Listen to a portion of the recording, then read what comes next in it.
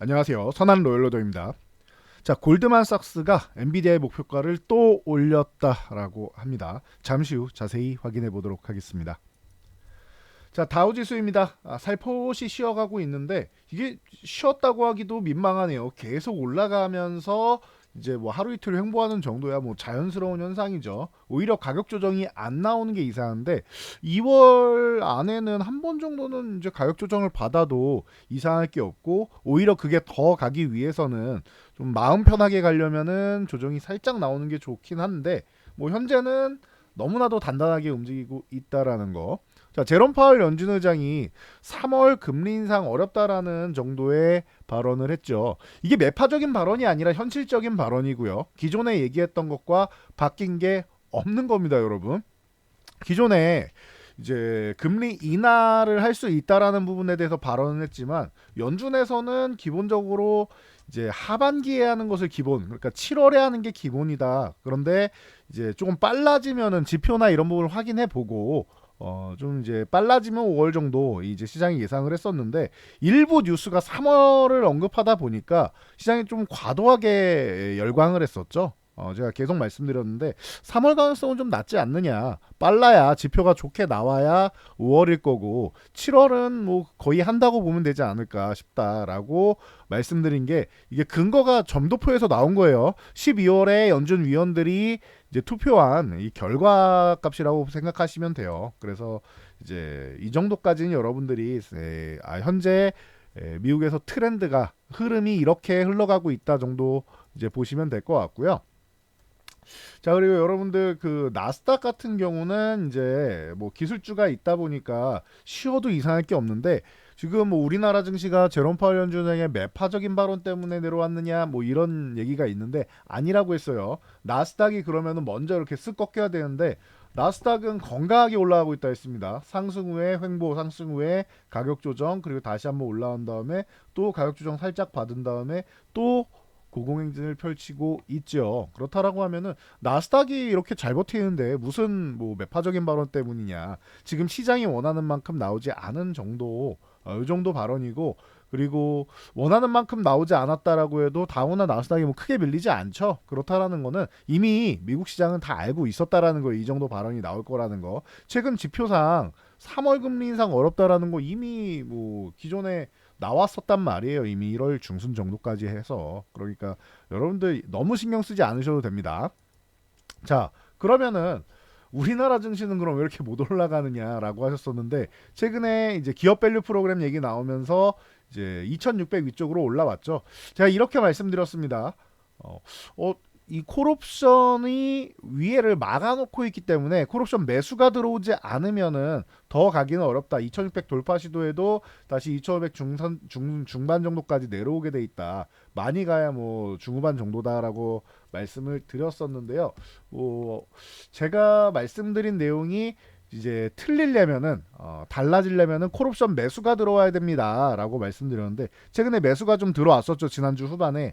그러면서 돌파된 거 굉장히 좋게 보면서 제가 금요일 날 주말 이제 지나면서 제가 말씀드린 게 좀 틀리길 바랬어요. 그래야 2600을 넘어가니까. 그런데 여지없이 내려오고 있습니다. 그런데 아직까지 희망은 있는 것 같아요. 지금 이렇게 올라오면서 외국인 수급이 바뀌면서 이제 주식 매수는 기본이고, 주식은 벌써 외국인이 24조 원 넘게 매수하고 있습니다. 수급 동향 보시면은, 자, 주식은 계속 사고 있죠. 외국인들이. 주식은 원사이드하다고 했어요. 주식은 팔지를 않아요. 비중 조절을 잠깐 했다가 다시 사는 한이 있더라도 팔지 않고 있다. 24조 원 넘었습니다. 선물을 샀다 팔았다 조절을 하는 거지 주식은 팔지 않는다라는 거. 그리고 콜옵션 같은 경우는 이제 매수를 하면서 이 위쪽을 조금 풀기는 했어요. 그래서 지금 현재 포지션만 보면 이지선다 쪽으로 생각하시면 될 것 같아요. 제가 볼 때는 지금 구간이 이제 아예 2550 아래쪽에서 끝나거나 아니면은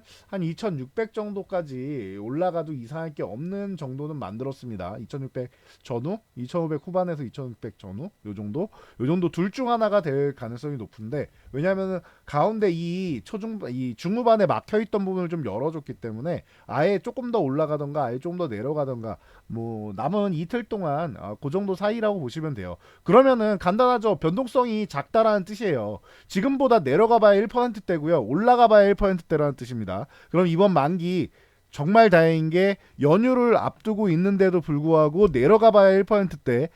그리고 올라가면은 뭐 날싸한 거죠. 생각에는 지금 정도 지수권에서 끝나면은 뭐 다행이겠다 싶었는데 2600 돌파 시도도 이미 했고요. 그래서 현재 상황이 가장 좋은 상황 중 하나라고 보시면 돼요. 여기서 이제 위아래 살짝 흔들리는 건 별로 신경 안 쓰셔도 된다. 외국인들 이걸 한번 보여드릴게요. 제가 외국인들이 이제 제가 2022년 9월 말 10월 정도부터 해가지고 원사이드하게 매수하고 있는데 연기금이 많이 팔았다라고 했어요. 개인 투자들 많이 팔았고 기관이 거의 5조 원 가까이 팔았는데 이거 다 연기금 물량이라고 생각하면 된다. 그리고 이제 뭐 보험이나 뭐 이런 쪽에서도 사모펀드나 이런 데서 좀 매도를 했다라는 거, 요 정도를 말씀을 드렸는데 뭐 보시면 알겠지만 이 매도한 금액, 개인 투자자들과 기관이 매도한 금액 다 누가 샀느냐? 기타 법인에서 일부 사고 대부분이 외국인이 가져갔습니다. 24조 원. 여러분 시장에 24조 원의 자금을 외국인은 퍼붓고 있습니다. 그러면은 못 올라가게 하는 주범 누구냐? 개인 투자자들이에요. 그러니까 기관이나 외국인이 뭐 안 올린다 어쩐다 핑계 댈 필요가 없어요. 이거 개인 투자자들이 다 지금 팔고 있는 겁니다. 외국인들은 이걸 감사합니다 하고 받고 있는 거고요. 자, 그러면은 지수는 근데 왜 안 올라갑니까? 라고 하시는 분들 이건 이렇게 생각하시면 돼요. 개인 투자자들이 이렇게 20조 원 넘게 던져주는데 외국인들이 뭐하러 올리니까 싼 가격에 다 받아주면 되는 거지. 외국인들은 너무나도 행복한 거예요. 우리나라 주식을 올릴 이유가 없는 거예요. 개인 투자자들이 이렇게 계속 원사이드하게 주식을 팔아주고 있는데 얼마나 행복합니까? 이 친구들은. 바닥권에서부터 매수를 해가지고 매집을 해가지고 이 구간에서 7조 원 넘는 금액을 매수하고 그리고 살짝 줄였다가 올라올 때 계속 매수하고 그래서 2200부터 시작해가지고 제일 많은 건 2400에서 2600 사이에요.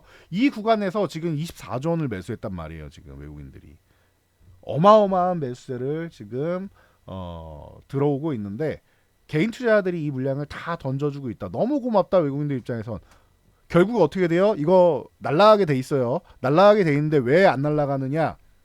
일부러 눌러놓고 있는 것도 있고 그리고 개인 투자자들이 던져주는데 먼저 올릴 필요 없잖아요. 이 개인 투자자들 매도세가 일부 조금 끝나면은 들어 올리면 어떻게 돼요? 비싼 가격에 받아야 되는 거 아닙니까? 여러분 같으면은 매수를 할 때 비싸게 사고 싶나요? 10,000원에 사고 싶지 15,000원에 사고 싶은 사람 없단 말이에요. 내가 이 종목이 30,000원까지 갈 것 같아요. 그런데 10,000원에 사고 싶지 15,000원에 사면 어떻게 돼요? 10,000원에 사면 3배가 되는데 15,000원에 사면 2배입니다. 20,000원에 사면 어떻게 돼요? 50%밖에 안 돼요. 여러분도 3배에 내 자산을 3배로 불리고 싶지 50%만 수익 내고 싶은 사람은 없죠. 당연한 겁니다. 외국인들이 이렇게 열심히 사주고 있다, 받아주고 있다. 우리나라 증시 너무나도 싸다고 느끼고 있다라는 것만 확인하시면 됩니다. 단기가 아니라 중장기적으로 보세요. 롱텀으로 보시면은 코스피 대형주 지금 기업 밸류 프로그램까지 힘이 없고 멋지게 움직일 수 있으니까 편안하게 보시고 자 코스닥 같은 경우가 최근에 890포인트 저항 부딪힌 다음에 쓱 밀려내려 왔죠. 자 790포인트 여기서 아래 꼬리 단 거 보니까 여기 저점 매수는 들어온다라고 말씀드렸는데 뭐 힘있게 올라가지는 못해요. 이 자금이 코스피 쪽으로 좀 많이 쏠려 있고 지금 성장주들 1월까지 올라왔던 것들 이제 차익 실현 욕구가 좀 나오면서 한번 밀어내렸는데 이 부분은 코스피 쪽으로 이제 자금이 쏠려서 그런 거고 기관이 얼마나 많이 팔고 있습니까? 코스닥을 지금 보시면은 자 보세요. 기관이 코스닥을 얼마나 많이 팔고 있습니까? 계속 팔고 있죠. 지금 기관별로 봐도 자 코스닥으로 보시면 여러분 자 코스닥으로 보시면은 자 올해만 볼게요. 올해만 올해만 보더라도 지금 기관들이 1조 원을 넘게 팔고 있어요. 코스닥을 기관들이 코스닥 1조 원을 넘게 팔고 있다. 제가 외국인들은 코스닥 크게 신경 안 쓰셔도 되는데 기관 같은 경우는 매도를 하게 되면 코스닥은 좀 아래쪽으로 흔들리고 기관이 매수하기 시작하면은 좀 더 긍정적인 모습을 보인다. 물론 외국인 기관이 매도를 해도 개인 투자 자금이 엄청나게 들어오면은 올라갈 수 있겠지만 그렇게 엄청나게 들어오는 시장이 지금은 아니다라는 거 계속 강조해드리고 있습니다. 코스닥에 이게 되려면은 코스닥 거래 대금이 한 14조 원 이상 터져줘야 돼. 15조 원 이상 터져주면 좋고 그렇게 15조 원 이상 이런 식으로 터져줘가지고 계속 거래 대금이 붙으면서 개인 투자자금이 들어온다. 그럼 괜찮아요. 그런 개인 투자 자금으로도 올라가요. 코로나 때처럼. 근데 지금 그런 상황 아니죠. 오히려 지금 10조 원도 안 됩니다. 오늘 그나마 좀 늘어서 9조 원, 9조 7천억 되는 거지. 거래 대금이 많이 부족합니다. 그러니까 여러분들 이 부분을 잘 체크하시면은 도움이 많이 되실 겁니다. 코스닥 거래 대금 늘어야 돼요. 지금 수준으로는 부족하다라는 거. 자, 하이닉스 주도주의 복귀 생각하시면 됩니다. 지금 13만 원 구간까지 내려와 있다가 13만 원 초에서 이제 반등이 살살 나오고 있는데 그냥 제자리 찾기라고 생각하시면 돼요. 그리고 하이닉스는 계속 이제 저항을 하나 돌파하면은 이 저항 돌파한 구간에서 매물 소화를 계속하죠. 그래서 11만 5천 원대 제가 계속 말씀을 드렸고 11만 5천 원, 13만 원 사이에 굉장히 많다라고 말씀드렸는데 이 구간에서 먼저 박스권을 형성하면서 매물을 화끈하게 소화를 하고 그 위에서도 바로 이 박스권을 형성하면서 매물을 소화하죠. 그리고 한 13만 원 돌파한 다음에 윗 매물이 있는데 여기에는 그래도 매물이 기존처럼 두텁지는 않아요. 그래서 언제 돌파해도 이상할 게 없다라는 거. 지금 디램 반도체 업황 돌아서고 있죠. 골드만삭스가 엔비디아 목표가 625달러에서 800달러로 상향했습니다. 미국 반도체 산업협회는 세계 반도체 매출 예상 규모를 발표했는데 지난해보다 올해가 13% 정도 증가할 거라고 합니다. 그래서 6천억 달러에 육박할 거다. 그러다 보니까 자연스럽게 반도체주들 좋아지는 거죠. 엔비디아가 좋아지고 그 중심으로 해서 그러면 AI 관련 쪽으로 움직인다라는 거죠. 온디바이스 AI나 뭐 이런 쪽이 다 HBM이나 이런 쪽이 움직이는 거예요. 하이닉스가 당연히 대장이고 그리고 한미반도체가 이제 6만 원 다시 한번 재탈환하기 시작하죠. 여기 거래대금이 안 붙고 있는데 거래대금이 붙어야지 날아갑니다. 한번 붙어줘야 되고 최근에 워낙 많이 올라왔으니까 물량 소화하는 거는 당연한 거고요. 그런데 지금 보면은 한 5달 돼가죠. 이제 거의 이제 한 달 더 있으면은 반년입니다. 이 정도까지 횡보를 했으면은 내려가든지 올라가든지 방향성 정하긴 해야 돼요. 근데 한미반도체가 지금 내려갈 상황으로는 안 보이죠. 저렇게 엔비디아가 계속 좋다라고 하면은 그러면은 이제 이번 달에 움직일 거냐 다음 달에 움직일 거냐 이 차이가 될 것 같아요. 그래서 6만 원 위쪽에서 양복 하나 세워준다라고 하면 편안하게 보시면 되고요. 이게 움직이기 시작한다. HBM이 다 움직이는 거라고 보시면 돼요. 자, 이오테크닉스 같은 경우도 계속 좋았었는데 고점 돌파 시도하고 다시 한번 눌려 있죠. 좋습니다. 이거 17만 5천 원 위쪽에 올라와 있는데 이 거래대금 한번 붙여서 딱 튀면은 20만 원 또 다시 한번 노려볼 수는 있겠죠. 이스페타시스 같은 경우도 지금 3만 원 구간 다시 한번 노리고 있죠. 얘는 3만 원을 넘어가야 좋아진다라고 했습니다. 자, 제주반도체 최근에 가장 뜨거웠던 종목 중 하나가 아닌가 싶습니다. 제주반도체가 35,000원 돌파 시도하고 이 구간에서 막혔는데 기술적 반등 정도 한 번 정도 나올 수 있지 않나 말씀드렸는데 25,000원에서 기술적 반등 한번 나온 다음에 이중천장 만들고 밀리는지 왜냐면은 꼬리 위가 이제 고점을 낮추는 방향이 나오면서 수렴 과정 갈 수도 있으니까 이렇게 해서 낮추는지 아니면은 고점을 돌파하는지까지만 보시면 돼요. 35,000원 넘어가서 종가를 안착한다라고 하면은 더 가겠다라는 뜻입니다. 자, ISC 많이 쉬었다. 그래서 이제 슬슬 움직일 때 됐다. 그런데 7만원에서 9만원 사이 계속 이제 막혀있기 때문에 7만원 구간 오면 매수, 9만원 가면은 이제 한번 줄였다가 돌파하면 재매수하면 된다. 계속 말씀드리고 있죠. 그 흐름 그대로고요. 자, 가온칩스 같은 경우도 최근에 굉장히 좋은 모습 보이면서 7만원 구간 돌파 시도까지 나왔습니다. 그래서 뭐 8만원까지는 못 갔지만 7만원 돌파 시도하고 다시 한번 이제 5만원대까지 내려왔었는데 5만원 이 중반 가격권부터 해서 6만원 위쪽으로 올라오는 거 보니까 6만원 구간은 좀 지켜줄 가능성이 좀 높지 않나 싶어요. 그래서 6만원 기준으로 유지하면 그냥 보유한다 생각하시면 되고 그 위에 이제 고점 돌파하는지 아니면 이중천장 만드는지 보셔야 되는데 뭐 이게 그렇게 무리해서 올라오진 않았어요. 뭐 1.5배 정도는 올라오긴 했지만 다른 종목들 뭐 제주반도체들 막 몇백 퍼센트, 600%, 700% 올라오는 거에 비하면은 그리고 한미반도체도 뭐 600% 이상 올라왔죠. 그런 거에 비하면은 가온칩스 같은 경우는 아직 뭐 더 올라가도 이상할 건 없습니다. 가온칩스 보면은 뭐 AD 테크놀로지나 이런 종목 같이 볼 수 있겠죠. 최근에 AD 테크놀로지도 이제 27,500원 드디어 이 지긋지긋한 구간 돌파한 다음에 다음 저항 맞고 밀려서 어떻게 됐죠? 27,500원 다시 아래로 내려왔죠. 여기 다시 한번 회복 시도하고 있죠. 그러면 이 구간에서 유지될 가능성이 높아요. 여기서 공방을 펼치더라도 여기 넘어가는 순간 좋아진다라고 항상 말씀드렸으니까 참고하시고요. 자, 그리고 KC텍이나 이런 종목들 전체적으로 다 좋았습니다. 이 HBM 올라갈 때 좋았던 종목들 약간 리스크까지 생각한다라고 하면 만약에 이번에도 고점 돌파 못하면은 3천이 나오니까 이게 좀 불안하긴 한데 그 기술적인 동향 빼고는 지금 다 좋으니까 참고하시면 될 것 같고요. 불안하면 아예 33,000원 종가로 돌파한다 해보시면 되고요.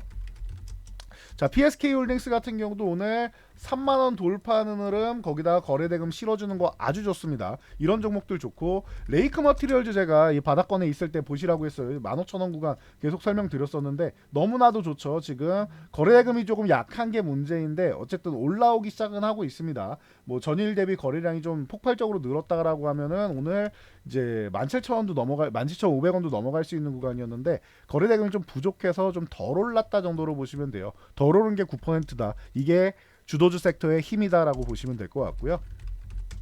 자, 오픈엣지 테크놀로지도 2만원 구간에서는 지켜주는 구간이다. 24,000원 돌파를 못해서 문제인 거지 2만원 정도는 이제 지켜주는 구간이고, 온디바이스 AI 쪽으로 뭐 핵심이라고 항상 말씀을 드려왔습니다. 기존에 주가 안 움직일 때도 이게 핵심이니까 밀릴 때마다 모아가세요 계속 말씀드렸죠. 16,000원 아래는 무혈입성이다라고도 말씀드렸고, 지금 일부 올라왔다가 다시 한번 이렇게 내려와 있는데 대응하시는 분들은 제가 이렇게 가격대로 선 그어드리니까 이 선 보시면서 28,000원 돌파 시도하고 못하면은 정리하면 되죠. 그리고 나서 24,000원 이탈했다가 여기 돌파 시도했는데 안 되면 여기서 또 정리하면 되죠. 2만원 구간은 지켜줄 가능성이 높으니까 이건 밀리면 밀릴 때마다 정리하는 게 아니라 더 산다라고 생각하시면 됩니다. 그래서 이런 종목들 보시고, 멕시콘 같은 경우도 오늘 뭐 좋은 모습 보이면서 16,000원 위쪽으로 올라왔죠. 16,000원 아래로 내려왔는데 이 구간은 기존 저항 구간이었는데 최근에 돌파한 가격이란 말이에요. 그렇다라고 하면은 이게 아무리 모양이 뭐 이중천장 모양을 만들고 있다 하더라도 16,000원 구간 정도는 지켜줄 가능성이 매우 높다라는 거, 밑으로 내려와도 회복된다라는 거, 그리고 여기서 기간 조정을 받다 갈 거냐 그냥 갈 거냐 차이다 생각하시면 됩니다. 자, 그렇다라고 하면은 최근에 좀 조정받았던 어버브 반도체 같은 경우도 최근에 너무나도 나이스하게 올라와서 저희가 이 종목을 바닥권부터 계속 말씀드렸는데 너무나도 좋았죠. 이거 7,500원 구간 핵심이라고 계속 교육해드렸고, 그리고 나서 25,000원 요 구간에서 돌파 시도하고 단기 급등이었으니까 돌파 못하면 정리하는 게 팩트죠. 그리고 나서 오늘 17,500원 이탈한 다음에 아래 꼬리를 길게 달았는데 17,500원 회복하면 뭐예요? 이거 트랩이죠. 트랩 완성되는 구간이었습니다. 거기에 2만원 저항 돌파 시도까지 아주 완벽한 움직임 만들었다 생각하시면 될 것 같습니다. 추세 반전 기대감 있으니까요. 최소한 뭐 이중천장 정도는 만들 거고, 워브 반도체는 더 가도 이상할 게 없다라는 거. 자, 그리고 네오셈 같은 경우도 마찬가지입니다. 저 엑시콘처럼 바닥권에서 이제 다시 한번 출발하는 종목인데 얘가 6,000원 돌파하고 나서 계속 좋은 모습 보였었죠. 그리고 나서 지금 만원 구간에서 헤매고 있는데 9,500원에서 이제 아래 꼬리 달면서 저점 매수세는 들어왔고, 거래대금이 조금 더 터져줬으면 좋았을 텐데 그 부분이 좀 아쉽긴 해요. 만원 회복되면은 다시 한번 이중천장 정도는 만들러 간다. 고점 돌파하면은 나이스하게 움직인다 체크하시면 될 것 같고요.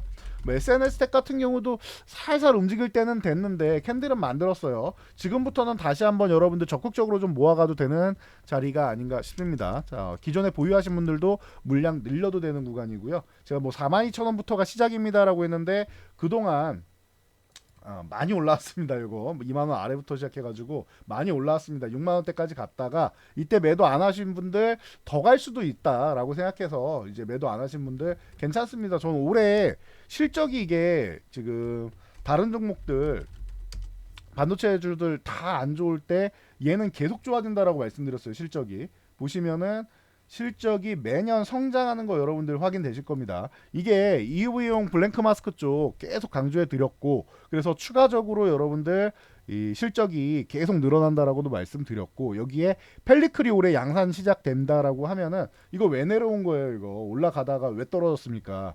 기자가 뭐 양산도 아직 하지도 않은 이 펠리클에 대해서 좀 분발하라 뭐 이런 얘기를 했는데, 뭐 양산을 해야지 삼성전자에서 갖다 쓸 거 아닙니까? 양산도 안 하는데 뭘. 그리고 양산을 왜 못해요? 공장에 대한 문제도 있겠지만 우리나라는 이 품질 테스트를 거쳐서 ASML 품질 테스트 통과해야 되는데 이 인프라가 제대로 갖춰져 있지 않아서, 그래서 더 오래 걸린 거다라고 말씀드렸어요. 이걸 기업 탓을 하면 안 되는 거예요. 이거 기자분께서 이제 지식이 좀 부족해가지고 그런 기사를 쓰지 않았나 싶습니다. 그런 부분에 대해서는 이 정부에서 지원해준다고 할 때 이런 인프라를 좀 지원해줘야 이런 기업들이 빠르게 작년에라도 좀 빠르게 통과를 해서 작년에 양산을 해서 더 빨리 실적이 좋아지고 삼성에서도 이제 EUV용 펠리클을 빨리빨리 사용을 해서 좀 더 이제 뭐 가격적인 측면이나 기술적인 측면에서 좀 유리하게 고지를 점하지 않겠느냐 이런 식으로 기사를 썼어야 되지 않나라고 저는 개인적으로 보고 있습니다. 그러니까 참고하시면 될 것 같아요.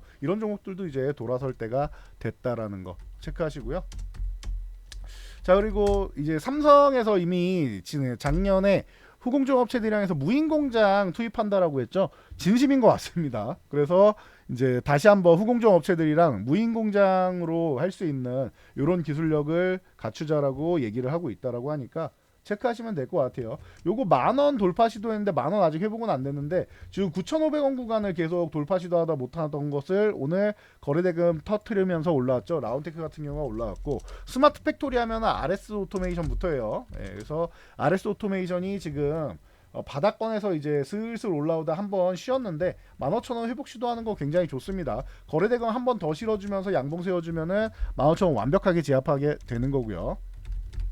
뭐 아지넥스텍이나 뭐 이런 종목들 제가 보핀 나올 때부터 계속 말씀드렸는데 삼성이랑 이제 계속 얘기 나올 때마다 이런 종목들이 좀 움직일 수 있다 계속 말씀을 드렸는데 CES 때 이 11,500원권을 돌파를 못했죠. 그리고 나서 이제 10,000원 아래로 내려와 있는데 10,000원 위쪽 올라가는 건 뭐 자연스러운 이치가 아닌가 싶어요. 그리고 이제 11,500원 구간을 넘어줘야지 다시 새로운 시세를 만들 수 있다. 13,000원도 넘어가야 되는 구간이긴 한데 11,500원 넘어가면 한두 번 건드리면 넘어갈 거라고 보고 있습니다. 그래서 11,500원 넘어가는 게 중요한 구간이다 체크하시면 될 것 같고요.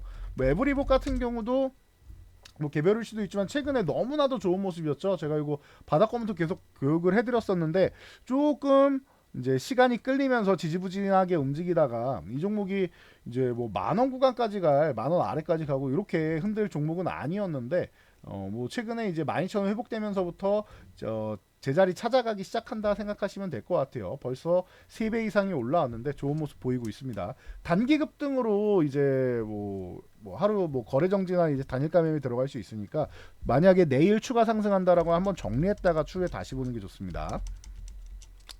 자, 그리고 이수 스페셜티 케미컬 삼성 SDI에서 전고체 배터리 샘플을 출하했다라고 하니까 바로 이제 전고체 배터리 관련주들 움직이죠. 그래서 이 종목이 이제 상한가를 들어갔고 오늘 거래대금도 좋았는데 내일도 추가적으로 움직일 가능성 충분히 있어 보이죠. 그리고 동아기업 같은 경우도 마찬가지고요. 그래서 오늘 뭐 준상한가 들어갔는데 기존에 있던 저항 구간 돌파하는 모습 아주 좋습니다. 그래서 이 75,000원 구간을 넘어가는 거 굉장히 의미 있는 모습이고 거래대금 실은 거 아주 좋습니다.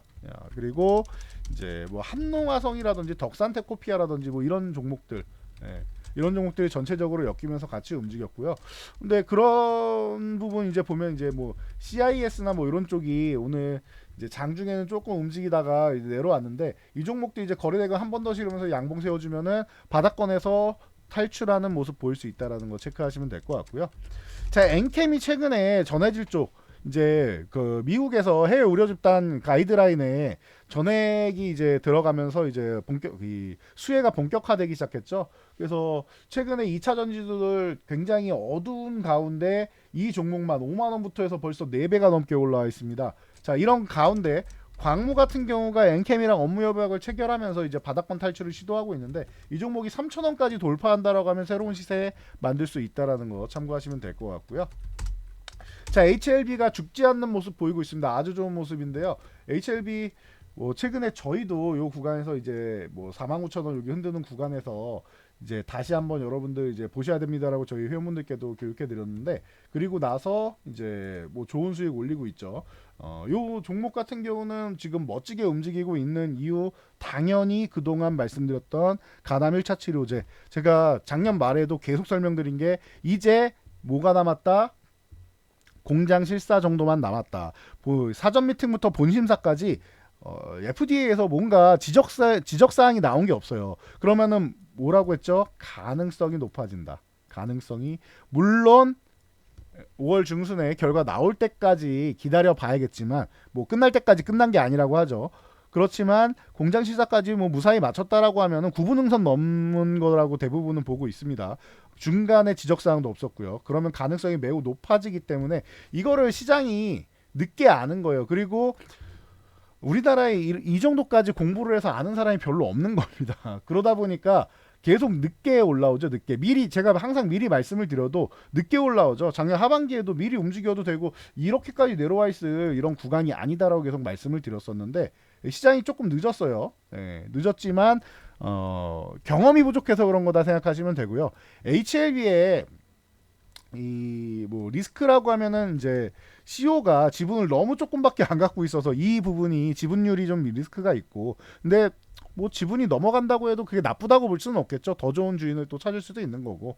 그런데 진양건 회장께서는 이제 워낙 이제 그 홍보를 열심히 하시고 잘하시는 분이다 보니까 뭐 더 잘할 수 있는 주인이 나올 수는 있겠지만, 지금 같은 경우에는 뭐 이제 사채나 이런 것만 이제 좀 증자나 이런 것만 좀 들쓰면 되겠죠.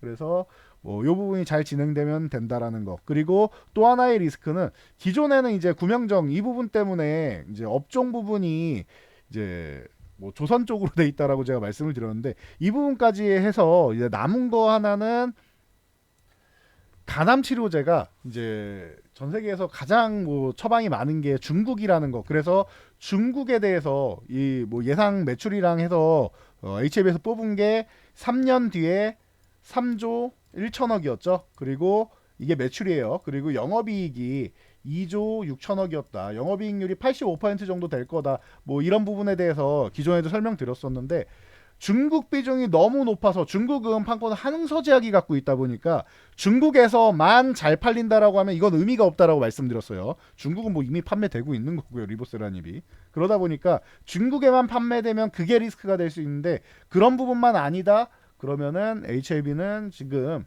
적어도 이제 이렇게 바닥권에 있을 필요는 없다, 항상 말씀을 드리죠. 기존에 정말로 이게 전 세계적으로 판매가 잘 뻗어 나가고 잘 된다라고 하면은, 기업에서 발표한 정도 된다라면 20만 원도 그냥 넘어가는 게 정상이에요. 그런데 기업에서 발표하는 거 이 희망을 다 이제 꼭 된다라는, 다 이루어진다라는 보장이 없잖아요. 그러다 보니까 천천히 서서히 올라가는 겁니다. 그래서 이럴 때 여러분들 요거 조정받을 때 잘 노려보시면 된다라고 말씀드렸고, 이번 주에 이렇게 한 번 더 치고 간다라고 하면 어떻게 해야 된다? 한 번 더 치고 가면은 그 구간에서는 한번 좀 정리하는 것도 한번 고려해 볼 만하다라고 말씀드렸으니까, 내일하고 모레 사이에 한번 좀 줄였다가 뭐 연휴 위에 보시는 것도 방법이 될 것 같아요. 뭐 일부 뭐 나는 이게 자신 있다 하시는 분들은 뭐 한 30%에서 절반 정도 줄였다가 연휴 이후에 다시 보는 것도 뭐 방법이 될 수 있겠죠. 조정받으면 싸게 사면 되는 거니까요. 이렇게 보시면 되고, 그리고 컴퍼니 K 같은 경우가 이제 업스테이지 쪽 이제 뭐 지분 투자한 부분이 있어갖고 계속 뭐 얘기가 나오고 있었는데, 자, LG전자가 업스테이지랑 온디바이스 AI 기술 개발 협력 MOU를 체결했다라는 기사가 나오고 다시 한번 올라오고 있습니다. 최근에 너무나도 좋은 모습 보인 다음에 쓱 밀렸었는데 다시 올라가기 시작한다라는, 거래 대금이 실린다라는 거 잘 참고해 보시면 될 것 같고요.